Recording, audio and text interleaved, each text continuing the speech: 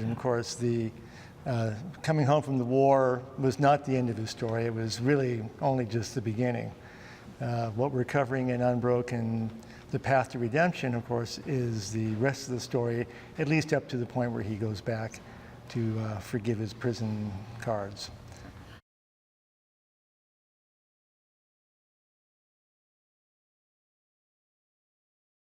Well, you know, what wasn't covered in the first film was, of course, the effects of the war in the prison camp on my dad. He had post-traumatic stress disorder, which, of course, they didn't know what that was in those days. And it was really taking a toll on his life and his marriage.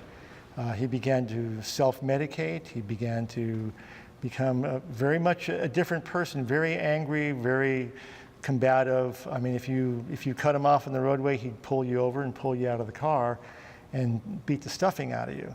And so when he was at the end of his rope finally and went into that Billy Graham tent meeting in 1949 and was reconciled to his maker, and that changed his life, and his post-traumatic stress disorder was gone in an instant, miraculously. Now, that doesn't happen to everybody that comes to faith in Jesus Christ, but it happened to my dad. And it's just another miracle in his life that makes the story so compelling.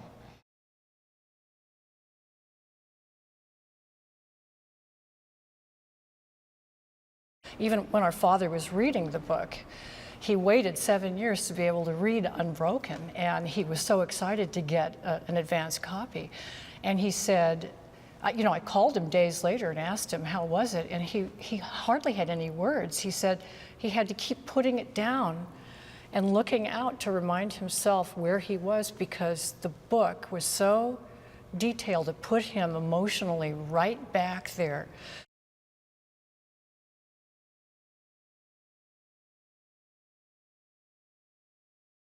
As one of the most joyous, happy, good-natured, good-humored people you're ever going to meet. He had a spark in his eyes and a great smile. He loved people. He loved to talk to people. He was very interested in people's lives and what makes them tick. And he was just a joy to be around. I mean, really, seriously. He was very funny. He made us laugh all the time. He loved helping people. I mean, any emergency, any stranger, flat tire, side of the road, he's stopped, he's fixing their tire for them. A neighbor who has a leaky roof, in his 90s, he was up on our neighbor's roof. This is a young man, much younger than him, helping throw a tarp over his roof. He lived to help people and he truly was a natural born hero. And he certainly was our hero growing up. I mean, he took care of every wound, every time we were sick, he was there. A lot faster than our mom could be, because he was just Superman to us.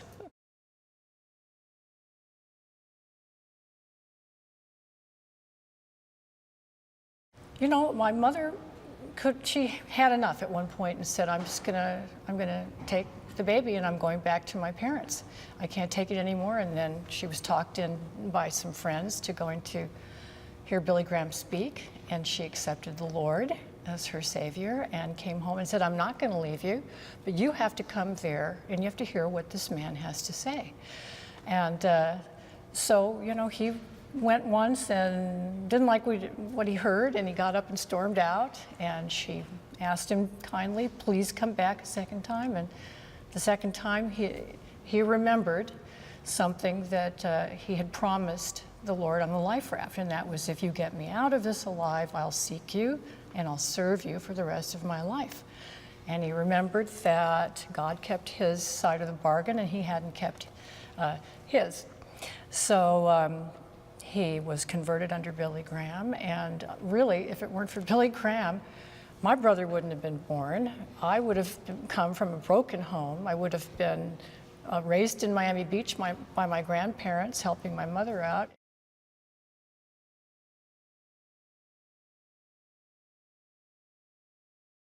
I remember during Billy Graham's last crusade, when he came to Pasadena, And we took Dad to go see him. They hadn't seen each other in years. And you just look at these two old men just grasping each other with their sparkling eyes, looking into each other's eyes and just talking about the good old days. And you could tell how much that they meant to each other then. It was really something to behold.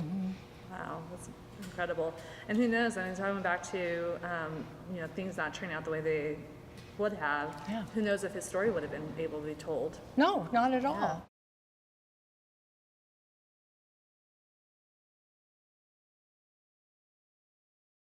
You know, in the book Unbroken, Laura Hillenbrand brought out the fact that there were thousands of GIs that had crashed into the Pacific Ocean and probably had the same experience that my dad had, drifting on life rafts and sharks and all that. But he lived to tell about it.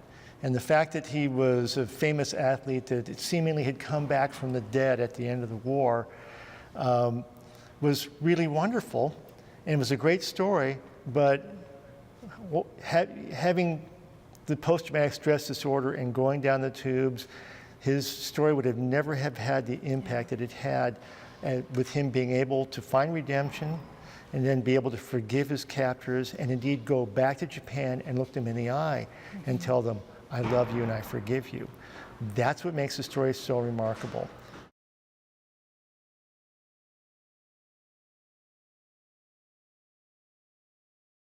My dad often said that if you hate somebody, you're not doing anything to that person. That person is not feeling your hatred, but the hatred is eating you alive. So the forgiveness was essential to my father being able to heal himself. And so, but you ask yourself, how do you forgive someone who's beat you every day for 2 years?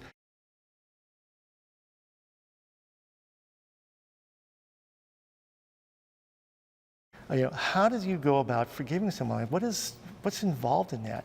Well, my dad had to love the bird, Watanabe, with the same love that God had for him when he sent his son to the cross to die for his sin and our sins. That's pretty big. And that's, the Bible says, with men these things are impossible. With God, all things are possible.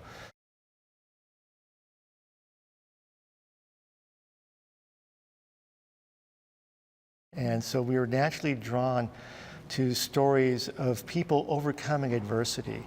And my dad's story was just overcoming adversity after adversity after adversity. He overcame being a juvenile delinquent, headed for a life of crime and incarceration.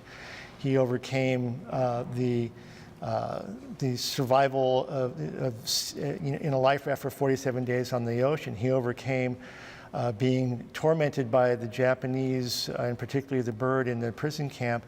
And yes, he overcame his post-traumatic stress disorder too, by turning to Jesus Christ for the answer. So it's just compelling to see a story where someone is overcoming all these different adversities in life and succeeding at doing it.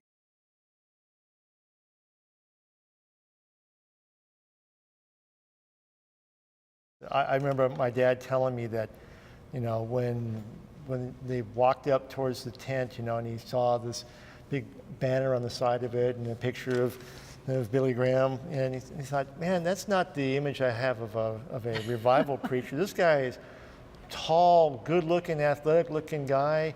And he walked inside, and he said there was sawdust on the ground, and it was really something. Of course, he stormed out of there once he, heard that he was a sinner, and I don't need anybody to tell me that. And but Mom got him to come back again the next night, and that's where it all happened. So to me, that's the climax of the story. Was right there on a hill in Washington streets in downtown Los Angeles, the Canvas Cathedral, where he came to faith in Jesus Christ, and it turned his life around. He turned his life around many times growing up. He was a very defiant person, and that's why he was a juvenile delinquent. He channeled that defiance into athletics, and that's why he became such a great athlete and set records that lasted for 15 and 20 years. It was a defiance that got him through his survival at sea and endurance in the prison camp. And his defiance was killing him. during his post-traumatic stress disorder. So finally, his defiant nature was done away with on that fateful day in October 1949, when he came to faith in Jesus Christ at the Billy Graham tent meeting.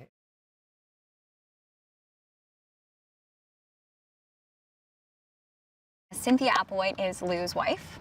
He meets her once he's back from being in war in the prisoner of war camp. He comes back to Torrance, and then he starts touring to sell bonds.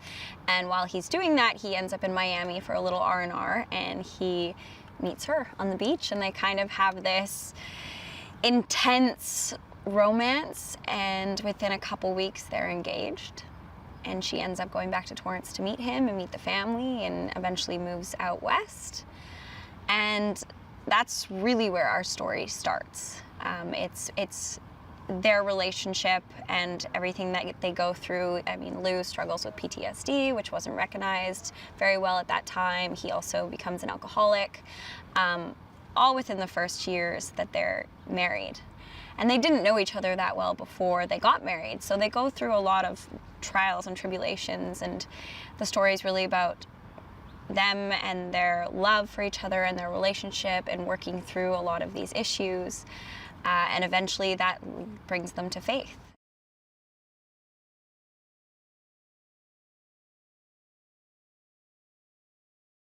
Cynthia is the first one who discovers Billy Graham, and she, after trying several times, convinces him to come with her.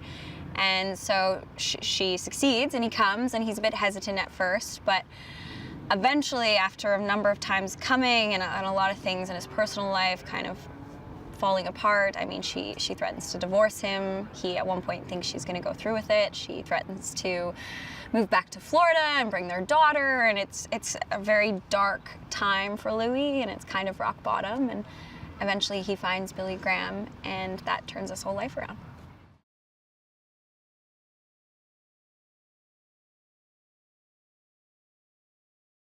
I actually read the book first, and I loved the book. I thought it was incredible. It's such an incredible story. It's almost unbelievable. Like, here's this boy that, you know, came from a rough part of the city and didn't have a lot growing up, and he becomes a runner, and then he becomes a world-class athlete and gets to go to the Olympics, and it's just, I mean, that could be a story on its own. That could be its own story. And then he goes to war, and that's a whole other story. It's like he has all these life stories in one lifetime. It's pretty incredible.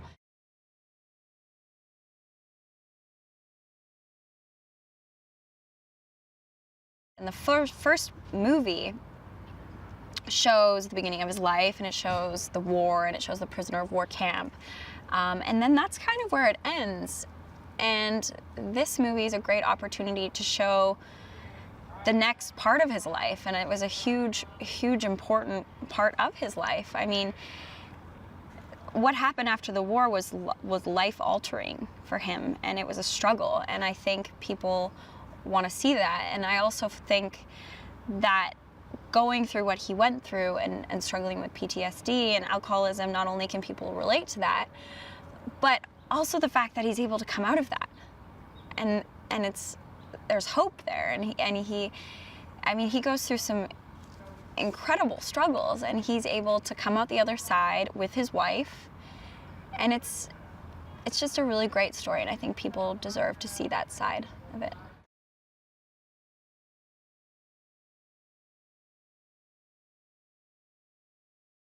I think people really connect to this story because everyone goes through struggle in their life, no matter what that is. And for some people, it might be PTSD or it might be alcoholism.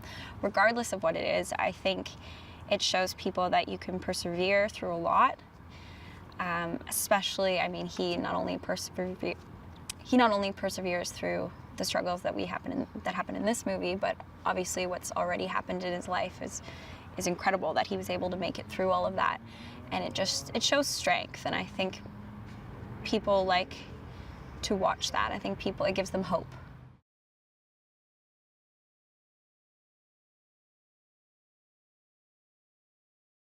To really be able to forgive is an incredible thing. So, and of course, my character, Cynthia, I mean, she goes through a lot with Louie, and he hits rock bottom and she sees it, and they go through a lot, and she is able to find faith and ultimately forgive Louie, and they in real life stayed together for their whole lives and were able to go through all of these things. And I think that's another reason why the audience is going to feel so drawn to this film, is to see people struggle and overcome and be able to forgive.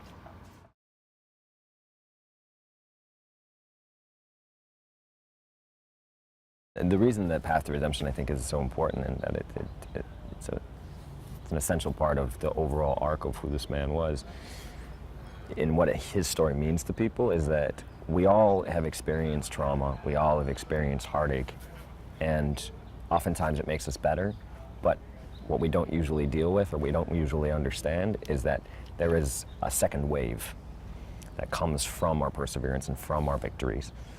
And sometimes that second wave is actually the thing that is going to have us, it's going to give us the most, force us to make the most growth and step into the people that into kind of our true selves. So this point in his life is about him when he's almost at his most vulnerable, and when he's at his most exposed to his own demons and his things that he can't hide from. He can't just figure his way through.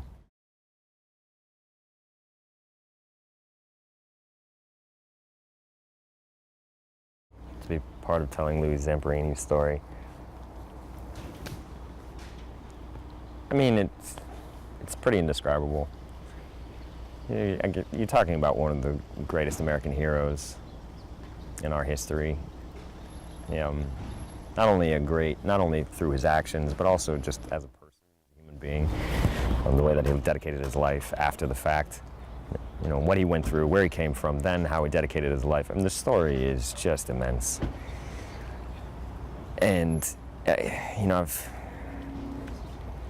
when it comes to acting, that's all you want to do. You just want to tell great stories. You want to be a part of great stories. And so the source material on this is just uncanny. It's second to none. So to have that an opportunity to not only be a part of it, but to be the guy is overwhelming, but just incredibly exciting.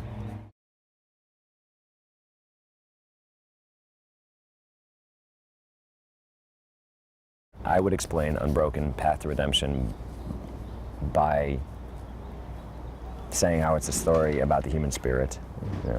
It's a story about how the arc of what one person, where they can begin and where they can get to.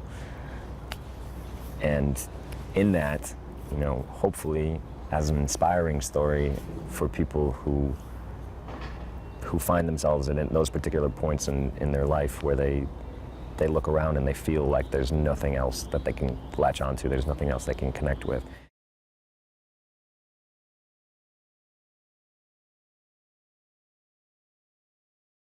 There's an importance to why we need to understand forgiveness and believe in the power of forgiveness.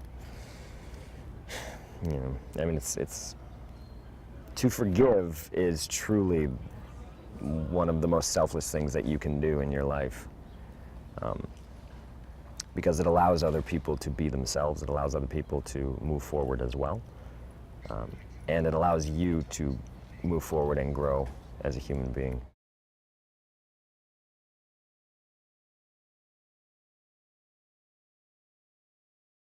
But having Will Graham actually in the movie, he brings true authenticity to the part that you cannot fake. It would be impossible. You can't buy DNA.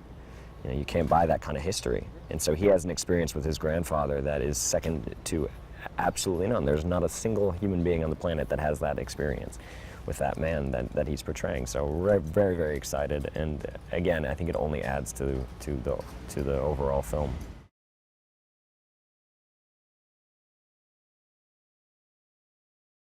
This is from my grandfather, 1949, the Los Angeles, what we call the crusade. They called it a campaign back then, but that 1949 campaign here in LA, that was, in his book, he'll write it and he calls it a watershed moment. This is what forever changed my granddaddy and who he was. It didn't change his character, didn't change his demeanor, didn't change his character or his message for that matter. It was, but his name, he was a nobody in 1949.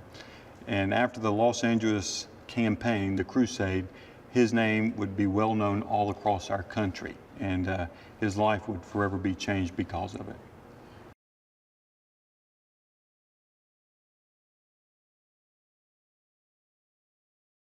What they started to see for the first time is that there was very much a spiritual hunger.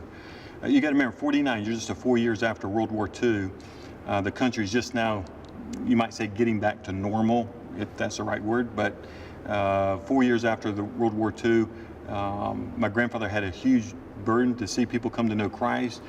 But yet, it seemed everything started to be converging, you might say, for this supernatural event where people were spiritually hungry for things. They were looking for answers in life. They gotten through the hardships of the war, and now they're looking, and it's like they're still missing something. And so my grandfather came and told them what they were missing. It was Jesus Christ, having a personal relationship with God. And here in Los Angeles, it just seemed to explode.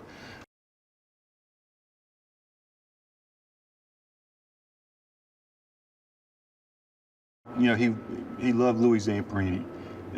This is not some character in a book or a movie. To him, it's a personal friend.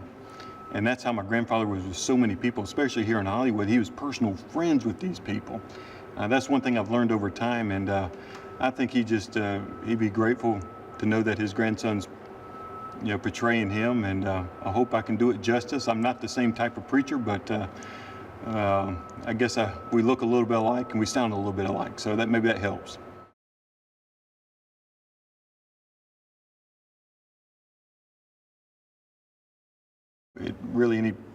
Before 1949, I think everyone had kind of known about Louie Zamperini per se, because he was such a wartime hero, Olympian hero. So he was pretty much well known. My grandfather was not well known. But when my grandfather was invited by some Christian businessmen to come and hold a spiritual rally, a crusade, most people would be familiar with the term crusade, he came and answered that invitation.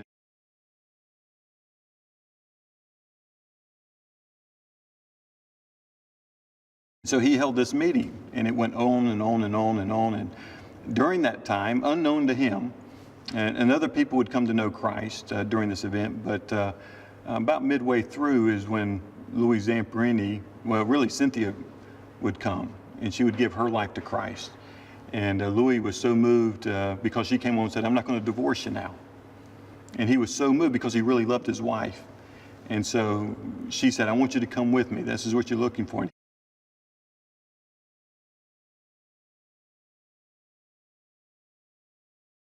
It's the greatest story of forgiveness outside the Bible, to me. It's an incredible story of forgiveness. Here's a man that had been mistreated, humiliated, beaten up. He had every right to be angry. He had every right to want to retaliate, to get back at the bird. His Japanese captor's name, his nickname. And so he had every right to be angry. The things that he had to go through, no man should have ever, or any person for that matter, have to go through. But he went through it, and he had every right to be mad. But God had forgiven him, and he knew, he was wanting to know if it was real. And so when he went back to meet his Japanese captors in Japan, and he stood with them in that prison, he said, "This is going to be the test whether Christ really changed my life or not." It was a test years later. And he would stand there and look at his captors, and instead of hating them, he had nothing but love for them. And then he realized, God has changed my life. And so it's one of the greatest stories of forgiveness, and I love sharing that story with other people. It's an incredible story.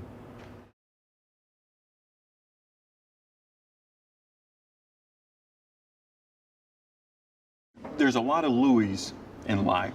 Louie looked like he was unbroken, looked like he had healed up, had gone through some bad things, but things looked like they had gotten better for him. But in reality, he was a broken man on the inside. Things were falling apart.